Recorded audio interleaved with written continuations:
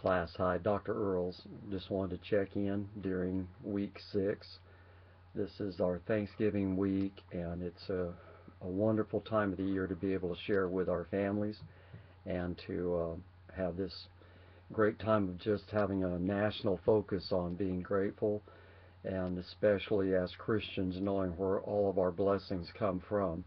So I hope you have time tomorrow to gather and just rejoice in the Lord and relax in His goodnesses in fellowship with family and friends, and pausing to really collectively express your gratitude for all He has done and what He means to you.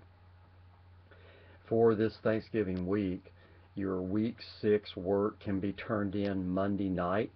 It's a day's extension without any penalties. So use that if you need to, please. But I don't want to go beyond that point, because then things start stacking up, because we're now going into our final 2 weeks, starting this coming Monday, of the course work. So next week's work will be your second discussion board assignment, and that is actually prepping you for your final project. You're going to be looking at the 4 models you have been reading and studying about in Simple Church, Purpose-Driven Church, Cole's book, and then Browning's that you're doing this week, and discussing your ideal church even in your discussion board work for week 7.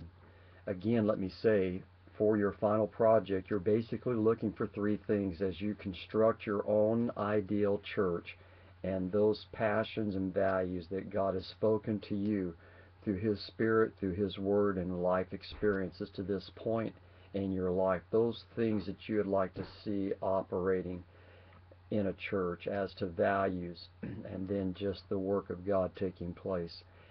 How will you, 1, help and engage your members of the church you would be serving as a staff member or a lay leader in that church, whatever your situation you see yourself as being, to engage in the harvest? How will you help them share the gospel of Jesus Christ with family members, friends, co-workers, neighbors?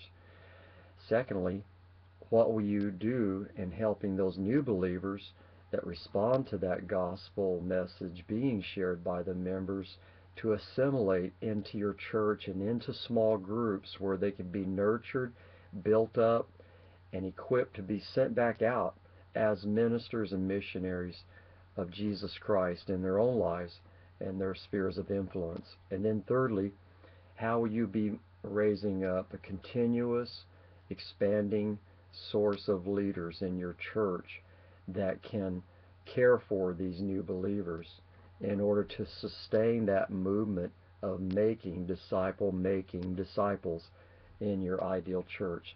So make sure you cover those 3 areas as you construct and put together your ideal church, and the strategies and systems that that church will follow and practice to carry out the Great Commandment and Great Commission. Well, finally, our Thanksgiving time of the year, God is so neat in that He commands us to be grateful and thankful at all times, because if we are learning that in our lives, then we'll not be depressed or discouraged. And God is always so common sense in all the commands and principles that He gives us in the Word of God to follow. Let me close our time very quickly, just reading these verses from Psalm 100. Shout for joy to the Lord, all the earth. Worship the Lord with gladness. Come before Him with joyful songs. Know that the Lord is God. It is He who made us, and we are His. We are His people, the sheep of His pasture. Enter His gates with thanksgiving and His courts with praise. Give thanks to Him and praise His name, for the Lord is good, and His love endures forever.